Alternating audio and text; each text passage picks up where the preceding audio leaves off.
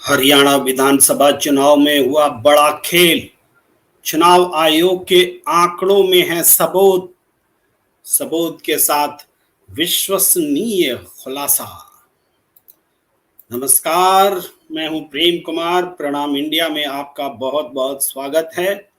हरियाणा विधानसभा चुनाव में बड़ा खेल हुआ है और ये खेल पहले तो लोग बोलते थे, कोई यकीन करने को तैयार नहीं होता था। कहा जाता था चुनाव आयोग चले जाओ, सुप्रीम कोर्ट चले जाओ। लेकिन अब खुद मुख्य चुनाव आयुक्त ने हम सबको ये मौका दिया है कि जो दावा मुख्य चुनाव आयुक्त ने किया उस दावे की हम पड़ताल करें। और अब हमें यह कहने का मौका है सबूत के साथ कि मुख्य चुनाव आयुक्त झूठ बोल रहे हैं। देश के सामने सरासर, प्रेस के सामने सरासर झूठ बोल रहे हैं। और ये सारी बातें या दावे करने का बहुत मतलब नहीं है, सबूत के साथ बात करें तो ज्यादा अच्छा लगता है। मुख्य चुनाव आयुक्त ने क्या कहा कि हमारी गिनती जो है 9:30 बजे से शुरू होती है और उससे पहले किसी चैनल का कोई आदमी भी काउंटिंग सेंटर पर हो तो 9:10 से पहले तो आ ही नहीं सकते नतीजे। उन्होंने नतीजा शब्द कहा है, फिर से सुन लीजिएगा जाकर के। नतीजा 9:10 पर और 9:30 बजे भी कैसे आएगा? आएगा तो रुझान आएगा। लेकिन अगर हम मान ले कि उनके शब्दों में गफलत हो गई हो, रुझान ही कहना चाह रहे हो, चलिए मान लेते हैं गलती हो जाती है, नतीजा नहीं वो रुझान कहना चाहते हो, तब भी हम ये कह रहे हैं जो टीवी चैनल्स पर, इलेक्ट्रॉनिक मीडिया पर जो आ रहा था बैलेट पेपर की गिनती, उसको मुख्य चुनाव आयुक्त झुठला रहे हैं। लेकिन सच ये है कि चुनाव आयोग के आंकड़ों में वो सबूत के साथ आज भी बैठा हुआ है और उस सबूत को आप भी देख सकते हैं, हम भी देख सकते हैं। हम कलेक्ट करके लाए हैं, कई हिस्सों में हम आपको बताएंगे। ये सबसे पहले हम आपको दिखाते हैं कि उस दिन, जिस दिन इलेक्ट्रॉनिक मीडिया पर चुनाव नतीजे आ रहे थे और हरियाणा विधानसभा चुनाव के और जम्मू कश्मीर विधानसभा चुनाव के नतीजे बताए जा रहे थे, तो ऐसा वो नतीजे क्या थे जिसको मुख्य चुनाव आयुक्त ने झुठलाया। और हम चुनाव आयोग की वेबसाइट से ही वो आंकड़े आपकी स्क्रीन पर रखते हैं। ये रहे फुल फ्रेम स्क्रीन पर आंकड़े कि पोस्टल बैलेट में टीवी और चुनाव आयोग दोनों के आंकड़े नॉनसेंस हैं क्या? क्योंकि नॉनसेंस शब्द का इस्तेमाल मुख्य चुनाव आयुक्त ने किया। आप देखिए बाईं तरफ क्रम संख्या है हर विधानसभा का, 1 2 3 4 5 6 करके हम 15 प्लेट्स में सारी चीजें आपको दिखा देने वाले हैं कि ये बैलेट पेपर की गिनती है। कांग्रेस कालका में 185 वोट, बीजेपी 115 वोट, पंचकुला में कांग्रेस को 144 बैलेट पेपर के वोट मिले, बीजेपी को 123 मिले। नारायणगढ़ में 315 पोस्टल बैलेट के वोट कांग्रेस को मिले, बीजेपी को 154 मिले।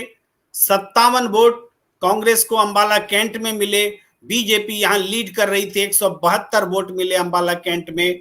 अंबाला सिटी में 302 वोट कांग्रेस को मिले, बीजेपी को 140 मिले। ये पोस्टल वोट्स की गिनती हम बता रहे हैं। और मुलाना में 384 कांग्रेस को पोस्टल बैलेट के वोट मिले और बीजेपी को 193 मिले। आप कहेंगे इसमें खुलासा क्या है? हम धीरे धीरे आपको बताते हैं कि खुलासा क्या है। ये 6 सीटों की गिनती है और 6 सीट में कांग्रेस 5 सीटों पर आगे थी, बीजेपी 1 सीट पर आगे थी।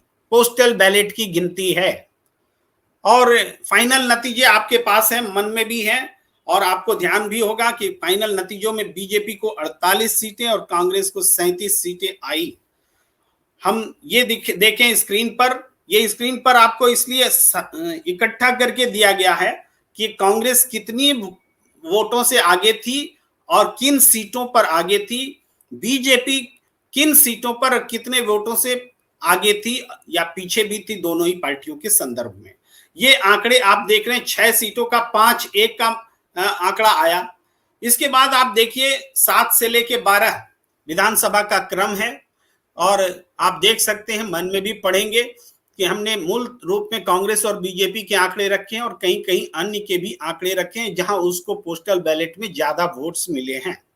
जैसे सढौरा की सीट है, यहां 286 कांग्रेस को वोट मिले, बीजेपी को 287 मिले, अन्य के खाते में 143 पोस्टल वोट गए, और 143 जिस निर्दलीय को मिला वो प्रमुख 3 उम्मीदवारों में है, फाइनली भी है। इसका मतलब यह है कि पोस्टल बैलेट जिस किसी को जितना मिल रहा है उस हिसाब से अंतिम नतीजे भी उसमें दिख रहे हैं।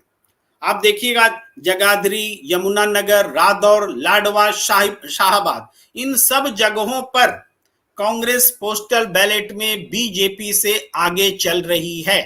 यहां तक कि जगाधरी जैसी सीट जहां आम आदमी पार्टी ने दावा किया था कि हमें इतने ज्यादा वोट मिले और समझौता होता तो अच्छे परिणाम आते, सीट निकल सकती थी, वहां 111 पोस्टल बैलेट मिले थे आम आदमी पार्टी को और फाइनल रिजल्ट 43-44 हजार उनको वोट करीब मिले।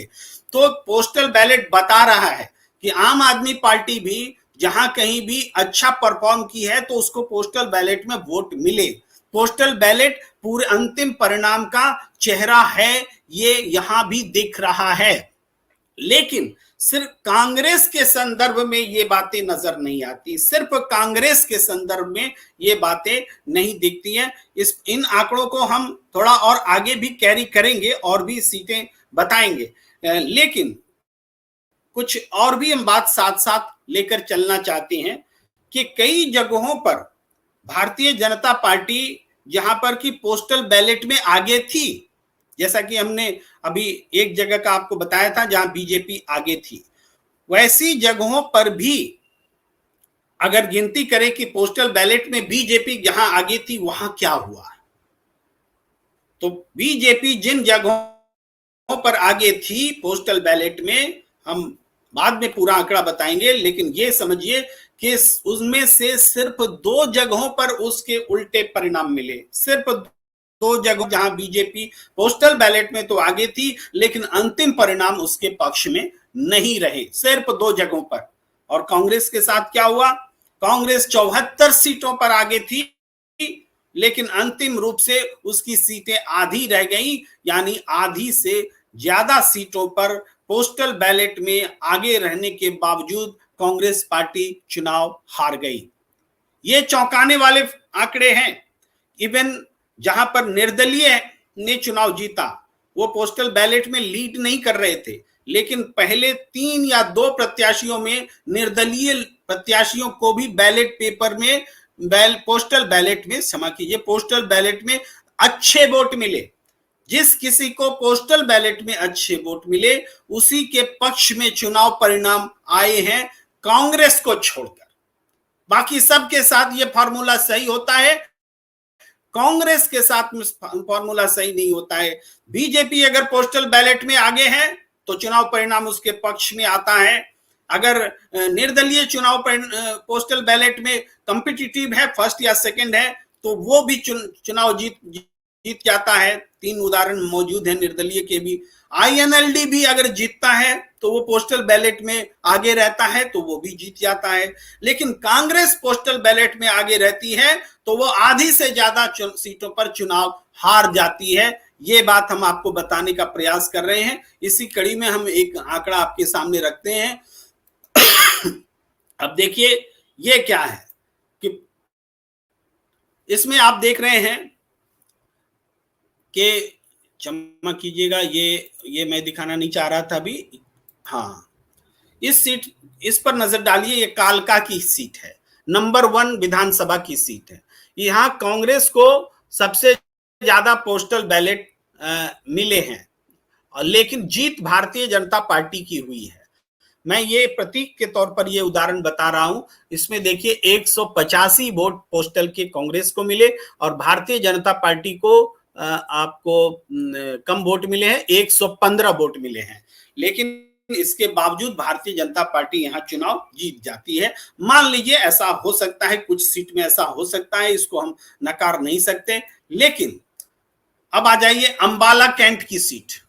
अंबाला कैंट में जो आप देख रहे हैं, भारतीय जनता पार्टी को 172 पोस्टल बैलेट्स मिले और वो सबसे आगे थी। उसको इंडिपेंडेंट कैंडिडेट उनके समांतर जो खड़े थे उनको 143 पोस्टल वोट मिले। तो जब 172 बीजेपी को वोट मिले और इंडिपेंडेंट को 143 मिले, यानी इंडिपेंडेंट को भी अच्छी संख्या में पोस्टल बैलेट मिल रहे हैं। तो इसका मतलब है, और फाइनल वोट आप देखेंगे तो इंडिपेंडेंट को भी 52,000 से ज्यादा वोट मिले हैं और जो बीजेपी जीती है उसको 59,000 से ज्यादा वोट मिले हैं। तो आप दोनों का कंपेयर कीजिए। यहाँ कांग्रेस तीसरे नंबर पर है, 14,000 समथिंग वोट है, उसको 57 पोस्टल बैलेट मिले हैं। यानी पोस्टल बैलेट अगर कम मिल रहे हैं तो फाइनल वोट्स भी कम मिल रहे हैं। वो इसको देख के साफ पता चलता है। पोस्टल बैलेट्स ज्यादा मिल रहे हैं तो उनका रिजल्ट उनके पक्ष में आता है, वो भी ये दिखता है। इंडिपेंडेंट्स जो दूसरे नंबर पर है, आप देखिए 142 पोस्टल वोट लेकर के सामने हैं। तो ये उदाहरण क्या बताता है? ये उदाहरण ये बताता है कि पोस्टल बैलेट्स एक तरह से पूरे चुनाव परिणाम का एक बड़ा सर्वे है, जिसमें आप पूरा नतीजा देख सकते हैं। कोई इंडिपेंडेंट अगर सेकंड नंबर पर है, हमने अंबाला कैंट का उदाहरण दिया, तो उसको पोस्टल बैलेट में भी वो सेकंड नंबर पर है। आप मार्क कीजिए पॉइंट को। और बीजेपी अगर पहले नंबर पर है पोस्टल बैलेट में, तो चुनाव नतीजे में भी पहले नंबर पर है, ये दिख रहा है। इसी तरह से हमने कांग्रेस का भी उदाहरण रखा था, पहला कालका सीट को लेकर के। ये सिर्फ आपको बताने के लिए, ये तो सब जगह है कि पोस्टल बैलेट में जो कांग्रेस पार्टी अगर आगे भी जीत है, तब भी अंतिम चुनाव परिणाम में वो पीछे हो जाती है। यानी नॉर्मल जो होना चाहिए कि पोस्टल बैलेट में सब आगे हैं और सब जीत रहे हैं, तो कांग्रेस आगे है तो कांग्रेस क्यों नहीं जीत रही है? ये प्रश्न आपको हम दिखा रहे हैं। अब आगे हम चलते हैं कि बाकी सीटों के ख्याल से हम देखें बाकी जगहों पर क्या हो रहा है। बाकी जगहों पर आप देखते हैं कि थानेसर, पिहोवा, गुहला, कलायत, कैथल, पुंडरी, यानी 13 से 18 जो विधानसभा क्रमवार है उसके हिसाब से देखें तो लगातार कांग्रेस पोस्टल बैलेट में आगे है।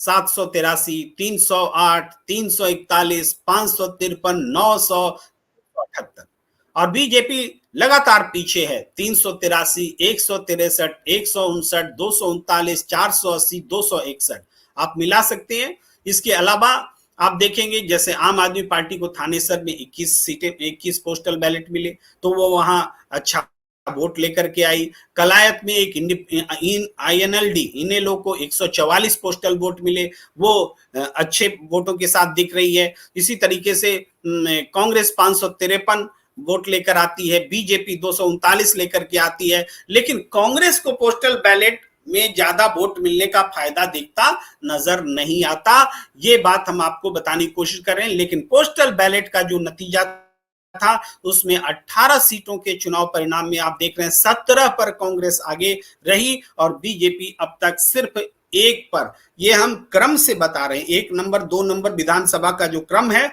उस क्रम से 18वें पद तक हम पहुंचे हैं और 18 में कांग्रेस 17 सीटों पर आगे है, बीजेपी 1 सीट पर आगे है। एक बार फिर आप 19 से 24 देखिए। नीलोखेड़ी में कांग्रेस को 281, बीजेपी 245, ये पोस्टल वोट्स हैं। इंद्री 441 कांग्रेस, 267 बीजेपी, कलायत 281, 269, घरौंदा 282, 220, असंध 275, 214, पानीपत ग्रामीण में एक उल्टा है कि 194 पोस्टल बैलेट कांग्रेस को मिले और बीजेपी को 198। और यहां पर कांग्रेस आप अब तक 24 सीटों के अगर बैलेट पेपर के रुझान देखें जो कि आज परिणाम में व्यक्त है, सामने है, तो उसमें कांग्रेस 22 सीटों पर आगे थी और बीजेपी 2 सीटों पर आगे। अब यहाँ एक चीज को आपके केस स्टडी के तौर पर आपके सामने ऑनलाइन रखना चाहते हैं। जैसे पानीपत ग्रामीण की सीट है, जहां बीजेपी को 198 पोस्टल बैलेट मिले हैं, और थोड़ा पीछे कांग्रेस है 194, और यहाँ इंडिपेंडेंट को भी 79 पोस्टल बैलेट मिले हैं। अब हम चाहते हैं कि इसका थोड़ा सा आपके सामने ये कर दिया जाए कि ऑनलाइन हम आपको बताएं कि कैसे ये चीजें हैं, इसका क्या मतलब निकलता है। तो हम ऑनलाइन में जाना चाहते हैं, शेयर करके इलेक्शन कमीशन के डेटा में आपको ले जाना चाहते हैं। ये देखिए हम इलेक्शन कमीशन के डेटा में पहुंच गए हैं। अब आप देख सकते हैं यहाँ पर आराम से आपकी स्क्रीन पर दिख रहा है, और हम चाहेंगे कि इसको आप देखिए। और वो आप देख सकते हैं ये जो कंस्टिट्यूएंसी है, इस कंस्टिट्यूएंसी में हम पानीपत लिख रहे हैं। पानीपत सिटी है, पानीपत ग्रामीण यानी रूरल। ये पानीपत रूरल का आंकड़ा आपके पास आ गया, स्क्रीन पर देखिए पानीपत रूरल दिख रहा है। इसमें जो जीती है भारतीय जनता पार्टी, महिपाल ढांडा, इनको जो 1,01,079 वोट आए, और कांग्रेस यहाँ 50,000 वोट 867 वोट लाती है, और इसके अलावा इंडिपेंडेंट 43,323 वोट लाते हैं। अब यही बात हम आपको बताना चाह रहे थे कि देखिए यहाँ पोस्टल बैलेट जो है वो बीजेपी को सबसे ज्यादा मिले, तो ये जीत स्पष्ट दिख रही है। लेकिन पोस्टल बैलेट में जो फर्क है वो बहुत मामूली फर्क है, और उस हिसाब से पूरे वोटों का अंतर, इतना बड़ा अंतर चौंकाने वाला है। और तीसरा जो इंडिपेंडेंट कैंडिडेट है उसको भी वोट मिले हैं, जिसको कि पोस्टल बैलेट में थोड़ा दिखाने लायक आंकड़ा था, तो उसको भी 43,000 से ज्यादा वोट मिले हैं। अब इस बात को समझिए। तो हम स्क्रीन से अब इसको आउट करते हैं, और एक बार फिर हम आपको वही स्क्रीन पर ला रहे हैं और बता रहे हैं कि देखिए इस स्क्रीन में क्या था कि पानीपत ग्रामीण में 194 कांग्रेस को था और 198 बीजेपी को था पोस्टल बैलेट, यानी सिर्फ 4 पोस्टल बैलेट ज्यादा थे। इसके बावजूद वोटों का अंतर दुगने से ज्यादा है। 50,000 कांग्रेस को है तो 1 लाख बीजेपी को है, और जो 79 पोस्टल बैलेट इंडिपेंडेंट ला रहा है उसको भी 43,000 वोट मिल रहे हैं। ये पानीपत ग्रामीण का आंकड़ा है। बहरहाल ये 24 सीटों के परिणाम में अब भी कांग्रेस 22 सीटों पर आगे और बीजेपी 2 सीटों पर आगे। ये चुनाव आयोग का आंकड़ा है, ये कोई इलेक्ट्रॉनिक मीडिया का आंकड़ा नहीं है। चुनाव आयोग के आंकड़े ये बता रहे हैं, और खुद मुख्य चुनाव आयुक्त की बातों को झुठला रहे हैं कि जो दिखाया जा रहा था वो गलत दिखाया जा रहा था। आपको हम बार बार याद दिलाना चाहते हैं कि मुख्य चुनाव आयुक्त ने कहा है कि जो चुनाव की गिनती के दिन इलेक्ट्रॉनिक मीडिया में दिखाया जा रहा था वो गलत दिखाया जा रहा था, लेकिन हम आपको आंकड़ों से बता रहे हैं कि वो सही दिखाया जा रहा था, और वो सही चुनाव आंकड़ों में, चुनाव के आयोग के आंकड़ों में दिखता है, जिसको हम आपके सामने रख रहे हैं। एक बार फिर हम स्क्रीन पर आपको दिखाना चाहते हैं कि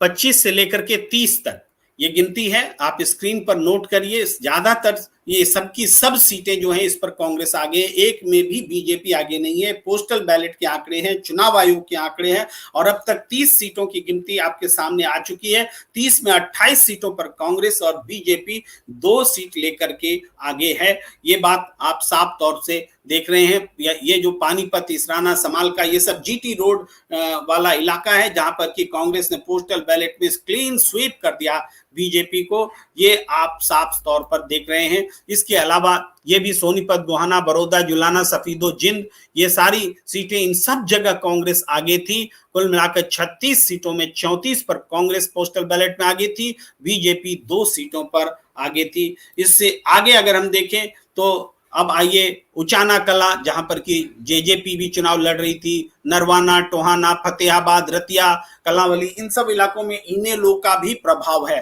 तो आप देखेंगे कि वोट जो पोस्टल बैलेट हैं इनेलो को भी पर्याप्त संख्या में मिले हैं, चूंकि वो कंटेस्ट में दिख रहा है। इसका मतलब क्या है? इसका मतलब है कि पोस्टल बैलेट वास्तव में चुनाव नतीजों का आईना थे, हैं और रहेंगे भी।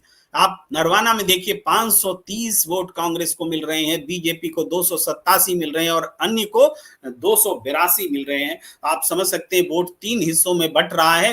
तो ये सारी चीजें अगर हम चाहें तो हम ऑनलाइन जाकर के भी चेक कर सकते हैं, लेकिन मुझे लगता है कि एक उदाहरण आपको बताने के लिए काफी था। तो हम ये देखें कि 42 सीटों में अब भी कांग्रेस 40 पर आगे है पोस्टल बैलेट में, और बीजेपी 2 सीटों पर आगे है। और ये चुनाव आयोग के आंकड़े हैं, और पूरे विधानसभा वार हम आपको बता रहे हैं कि किन किन सीटों पर पोस्टल बैलेट में कांग्रेस आगे थी, बीजेपी आगे थी, या कांग्रेस और बीजेपी दोनों पीछे थे, या अन्य के भी आंकड़े हम आपको बता रहे हैं। इसके बाद आप आते हैं 43 से 48 विधानसभा की संख्या है वहां। तो इसमें डबवाली, रानिया, सिरसा, एलनाबाद, आदमपुर, उकलाना। यहां आप आदमपुर में आकर के देखते हैं कि बीजेपी को सिर्फ 2 वोटों की पोस्टल बैलेट में बढ़त है आदमपुर विधानसभा में। और ये आदमपुर की विधानसभा का जब आंकड़ा ले ले तो अब तक हम 48 सीटों नंबर तक पहुंच चुके हैं, और 48 में से 45 पर कांग्रेस आगे है, और बीजेपी सिर्फ 3 सीटों पर आगे है, सिर्फ 3 सीटों पर। इसके आगे 49 से 54 देखें, ये यहां भी सारी की सारी सीटें जो हैं बीजेपी पीछे चल रही है पोस्टल बैलेट में, कांग्रेस पोस्टल बैलेट में आगे है, बहुत आगे है। और इस बीच अन्य की कैटेगरी में कहीं INDL है, INLD होना चाहिए, इनेलो है, कहीं BSP है, कहीं इनेलो है। और आप इंडिपेंडेंट का खास तौर से देखिए, हिसार में सावित्री जिंदल को 195 पोस्टल बैलेट मिले हैं, बीजेपी से ज्यादा मिले हैं और कांग्रेस से कम मिले हैं, फिर भी वो जीत रही है। तो निर्दलीय के मामले में तो हम मान सकते हैं कि पोस्टल बैलेट में उनको फायदा नहीं मिलता है, चूंकि पार्टी का एक अपना वर्चस्व होता है, एक पहचान होती है। फिर भी सावित्री जिंदल को 195 सीट्स मिल रही है, वोट्स मिल रहे हैं, तो और वो जीतती भी हैं। तो इसका मतलब साफ है कि पोस्टल बैलेट बहुत मायने रखते हैं। बीजेपी को सिर्फ 88 पोस्टल बैलेट मिले। तो कुल मिला के फिगर 54 में कांग्रेस के पास 41 होता है और बीजेपी के पास 3। ये चुनाव आयोग के आंकड़े से हम रिजल्ट बता रहे हैं पोस्टल बैलेट का। आगे हम देखें कि 55 से 60 सीट के बीच में जितनी भी सीटें हैं, सब जगह केवल भिवानी को छोड़कर, भिवानी में भी आप कांग्रेस प्लस मानिए, क्योंकि यहाँ CPM चुनाव लड़ रही थी और CPM को 598 पोस्टल बैलेट मिले, हालांकि CPM चुनाव जीत नहीं सकी। यहाँ कांग्रेस भी 921, 986, 740, 739, 736 और उसके समांतर बीजेपी को 710, 633, 579, 686, 644, 182 इतनी पोस्टल बैलेट के वोट मिले हैं, और कांग्रेस लगातार बढ़त बनाए हुए। तो आपको लगेगा कि फिर बीजेपी कहां बढ़त बनाए। बीजेपी दक्षिण हरियाणा में बढ़त बनाती है, आगे चल के आप देखेंगे। यहां अब तक 60 का आंकड़ा आ चुका है और 60 में 57 सीटों पर कांग्रेस आगे है, 3 पर बीजेपी आगे है, ये साफ तौर पर नजर आ रहा है। इसके आगे हम आपको दिखाएं तो 61 से 66 के बीच में ये सीटें भी पूरी तरह से सब जगह कांग्रेस पोस्टल बैलेट में आगे है। गढ़ी सांपला किलोई, ये उदाहरण आपको रखना चाहिए कि गढ़ी सांपला किलोई में भूपेंद्र हुड्डा चुनाव लड़ रहे थे। देखिए 1019 पोस्टल बैलेट उनको मिले और उनके समांतर में बीजेपी को मात्र 180 और अन्य के खाते में सिर्फ 13, एक इनेलो के खाते में सिर्फ 13 पोस्टल बैलेट है। और आप देखते हैं कि भूपेंद्र हुड्डा बहुत बड़ी मार्जिन से चुनाव जीत जाते हैं। तो आप ये समझ सकते हैं भूपेंद्र हुड्डा जैसी सीटों पर कोई इधर उधर करने की सोच भी नहीं सकता, और इतना बड़ा एक तरफा मार्जिन है कि वहां कांग्रेस अपनी सीट बचा ले, पोस्टल बैलेट में भी आगे और ऐसे भी चुनावी जीत मिलती है। रोहतक में 589 कांग्रेस को, बीजेपी को 273। इस तरीके से टोटल आंकड़ा 66 का है और अब तक 66 सीटों के बारे में हम बता चुके हैं, और उसमें कांग्रेस 63 पर लीड कर रही है और बीजेपी 3 सीटों पर लीड कर रही है। ये जो आंकड़े हैं चुनाव आयोग के आंकड़े जो हम बता रहे हैं, और ये बता रहे हैं कि चुनाव की गिनती वाले दिन जो इलेक्ट्रॉनिक मीडिया दिखा रहा था बिल्कुल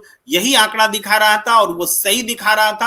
हालांकि वो सीट वाइज नहीं बता रहा था कि किन सीटों पर किसको कितने पोस्टल बैलेट मिले। चुनाव आयोग के आंकड़े में ये भी दर्ज है और हम इकट्ठा करके आपकी सुविधा के लिए आपके सामने ला रहे हैं। और मुख्य चुनाव आयुक्त के आंकड़ों को, उनकी बातों को झुठला रहे हैं।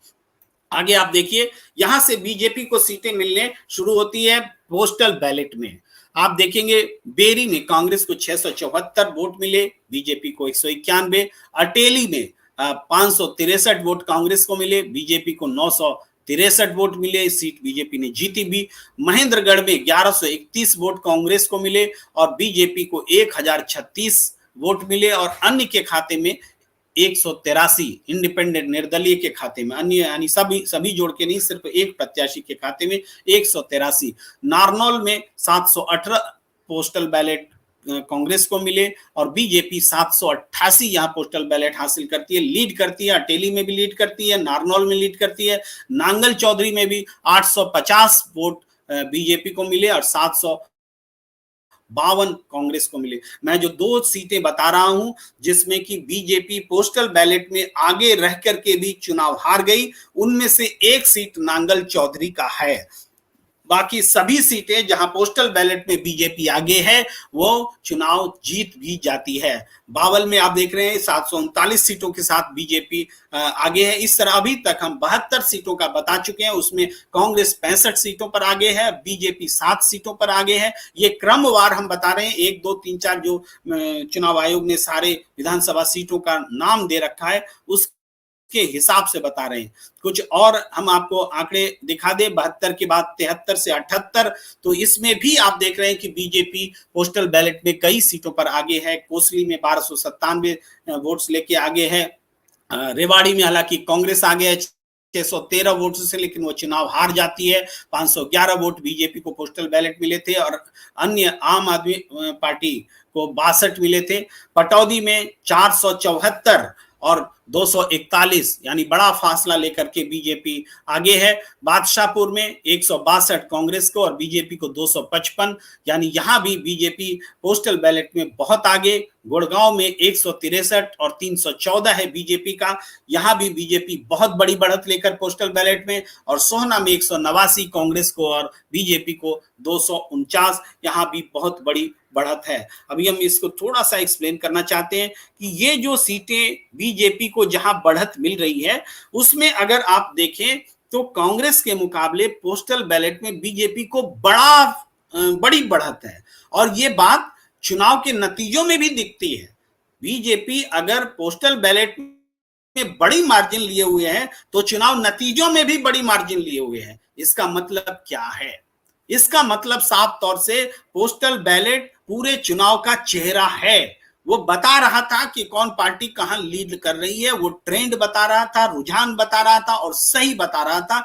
ये ऐसा नहीं हो सकता कि पोस्टल बैलेट का नेचर बीजेपी के लिए जो हो वो कांग्रेस के लिए उल्टा हो, पोस्टल बैलेट का नेचर बाकी दलों के लिए जो हो कांग्रेस के लिए उल्टा हो। ऐसा नहीं हो सकता। एक बार फिर हम उन आंकड़ों में जाना चाहते हैं जहां पर कि बीजेपी पोस्टल बैलेट में आगे थी, लेकिन चुनाव परिणाम क्या रहे उसको हम दिखाना चाहते हैं। ये अंबाला कैंट के आगे ये पानीपत ग्रामीण जो है वो भी हम आपको दिखाना चाहते हैं। इससे पहले पानीपत ग्रामीण की चर्चा शायद हम कर चुके हैं, उससे आगे बढ़ते हैं। अटेली में आइए।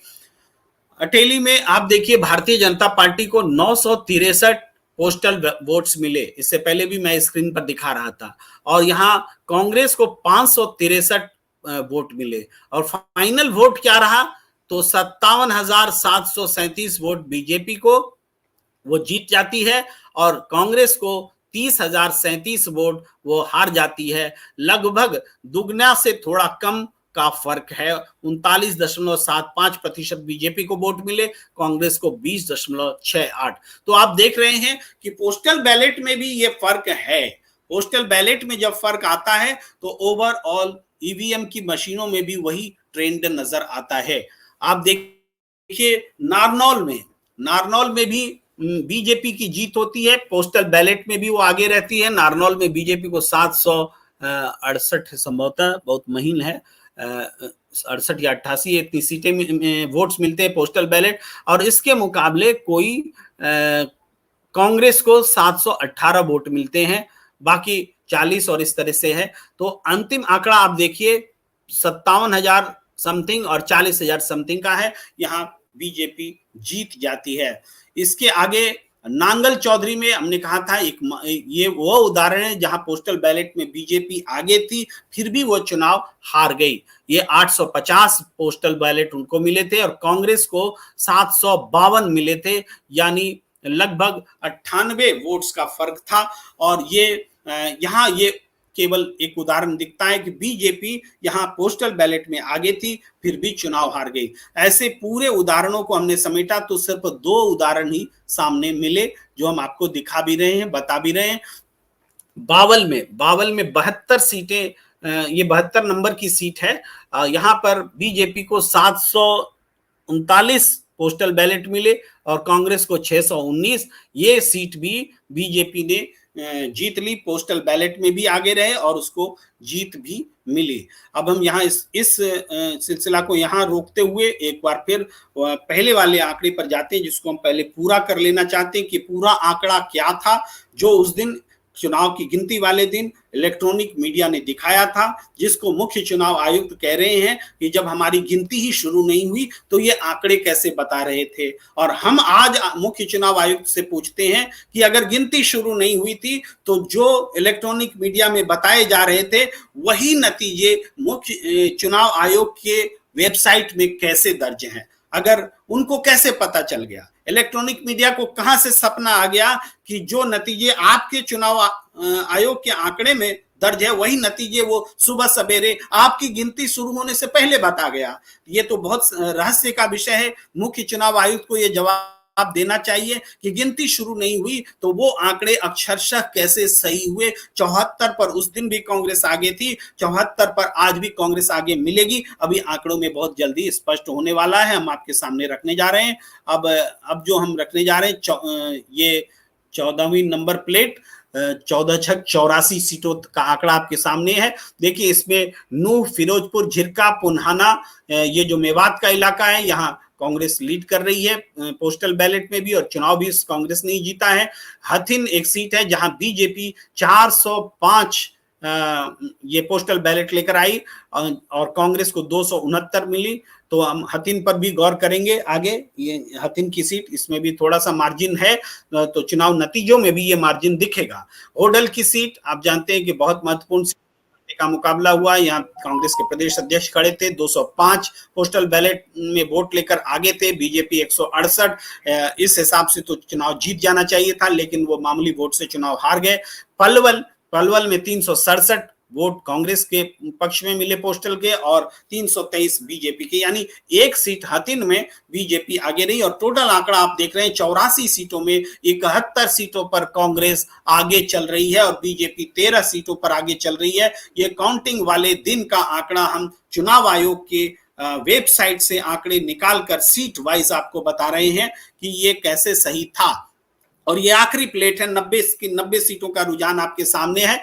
पृथला में 304 कांग्रेस को मिला, 142 बीजेपी को। फरीदाबाद एनआईटी में 89 कांग्रेस को पोस्टल बैलेट मिले, बीजेपी को 74। बड़कल में 98 पोस्टल बैलेट कांग्रेस को मिले और बीजेपी को 90। बल्लभगढ़ में 47 कांग्रेस को मिले और बीजेपी को 100। फरीदाबाद में 68 कांग्रेस को मिले और बीजेपी को 130। तिगांव में 57 कांग्रेस को मिले और बीजेपी को 145। तो कुल मिलाकर के इन 6 में से 3 बीजेपी के पास और 3 कांग्रेस के पास, और 71 से बढ़कर कांग्रेस 74 पर और बीजेपी 16 सीटों पर पहुंच जाती है। 90 सीटों का ये आंकड़ा। 74 सीटों पर कांग्रेस जीत रही थी पोस्टल बैलेट में, बीजेपी 16 सीटों पर जीत रही थी। अब बड़ा सवाल यह है कि पोस्टल बैलेट के नतीजे पलट गए तो क्यों पलट गए और क्या ये स्वाभाविक है पलट जाना। हम ये बताना चाहते हैं कि भारतीय जनता पार्टी जिन सीटों पर आगे रही, 16 सीटों पर आगे दिखी, उनमें से आप देखेंगे सिर्फ 2 सीटों पर बीजेपी अपना चुनाव हारती है, बाकी 16 में 14 सीटों पर चुनाव बीजेपी जीत जाती है। लेकिन ऐसा कांग्रेस के साथ नहीं होता है, वो 74 सीटों पर पोस्टल बैलेट में आगे रहती है और 37 सीट ही जीत कर आती है, यानी आधी सीटें हार जाती है। तो ये बहुत बड़ा सवाल है। एक बार फिर हम उस आंकड़े पर चलना चाहते हैं जिसको इसको पूरा कर लें, जहां बीजेपी आगे थी और चुनाव जीती या हारी वो हम आपको बता रहे हैं। आप देखिए ये बावल की सीट की चर्चा हम कर चुके थे। ये सीट है आपको, ये सीट जरा ढक गया है, क्षमा कीजिए, किसी वजह से ढक गया है। आगे आगे आप देखिए, ये जो सीटें हैं इसमें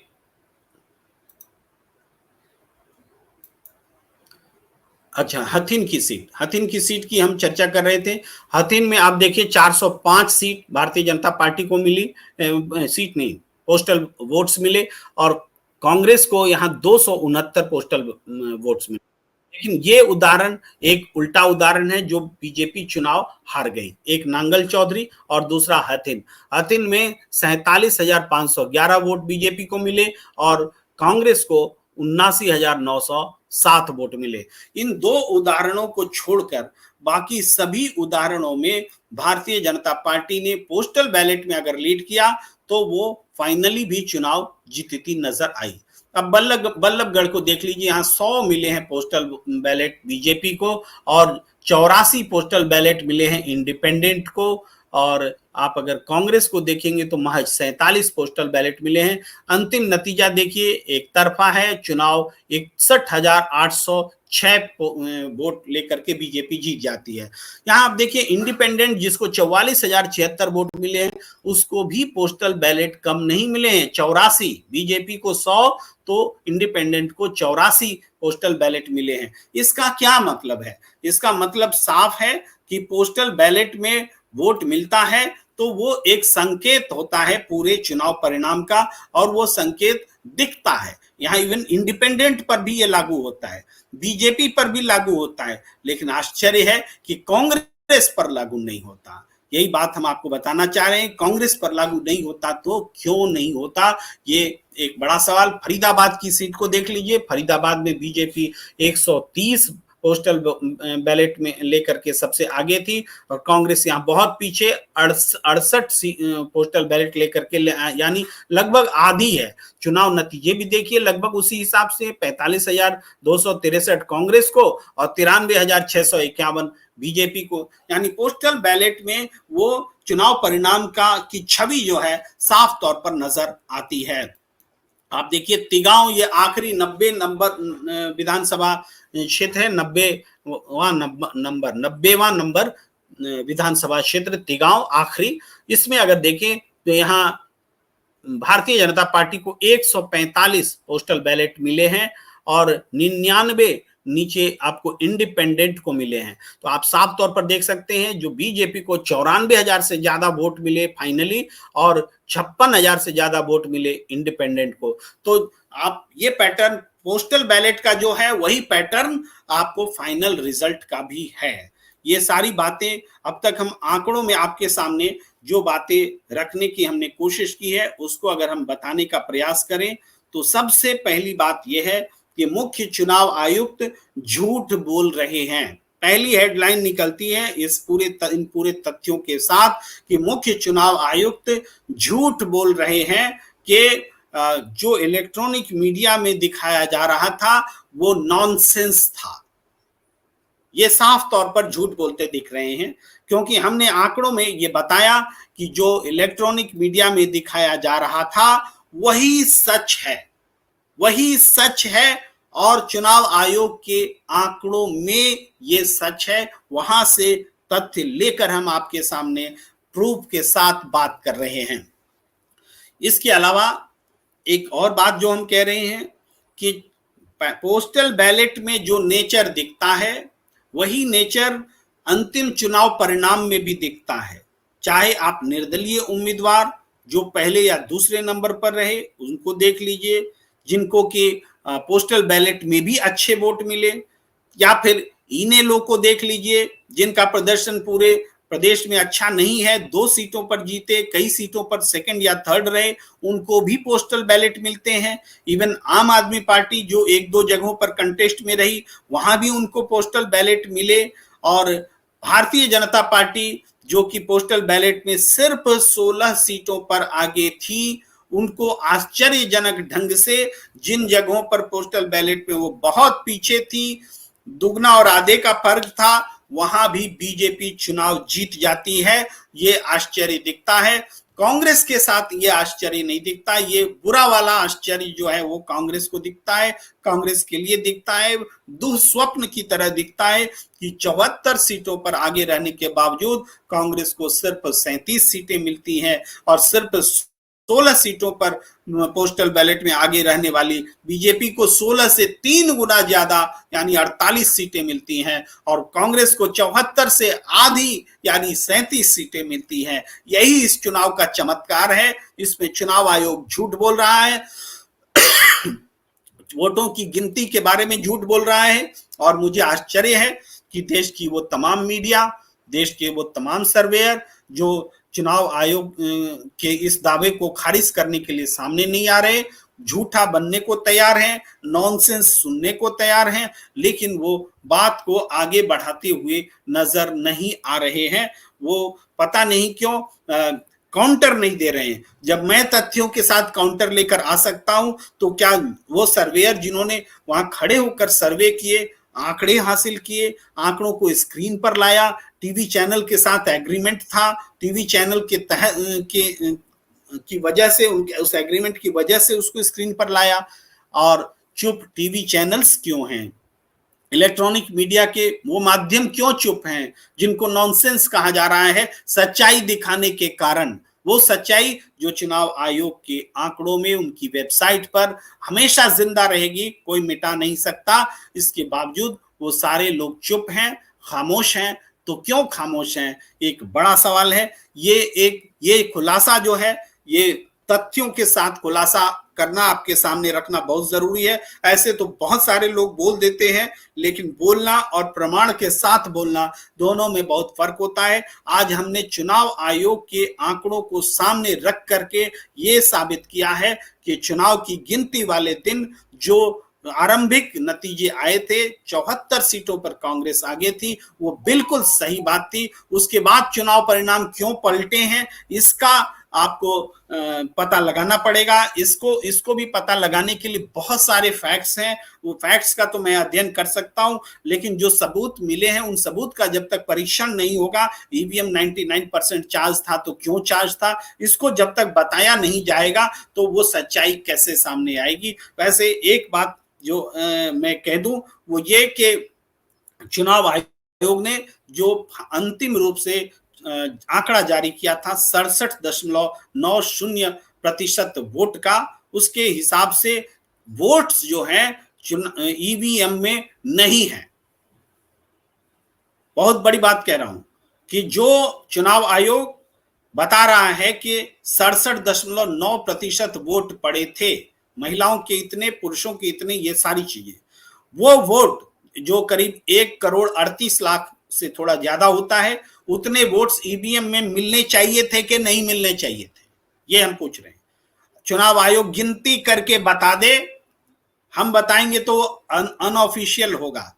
चुनाव आयोग ऑफिशियली बता दे कि गिनती करके कि ईवीएम में जो वोट्स पड़े हैं वो वोट्स इतने हैं और हमने जो वोट्स पड़े थे, आंकड़े दिए थे, वो आंकड़े ये हैं, तो उसका फर्क जो है वो 2.25 लाख के करीब है। ये 2.25 लाख वोट गए तो कहां गए? ईवीएम खा गया, जमीन खा गई, आसमान खा गया। वो 2.25 लाख वोट बहुत मायने रखते हैं। जहां सिर्फ 9 से 10 सीटों का फैसला सिर्फ 22 से 23 हजार वोटों में हुआ है, वहां अगर 2.25 लाख वोट गायब हैं, मैच नहीं कर रहे हैं, जितने वोट पड़े वो ईवीएम में नहीं है, तो इसके क्या मायने हैं? ये भी बहुत बड़ा सवाल है। उसको भी हम एक सबूत के साथ ही बात करेंगे तो ज्यादा अच्छा लगेगा। हम आंकड़े लेकर के आएंगे, किसी और समय में बात करेंगे, लेकिन आज जो हमने आपके सामने बातें रखी हैं उसके हिसाब से सोचें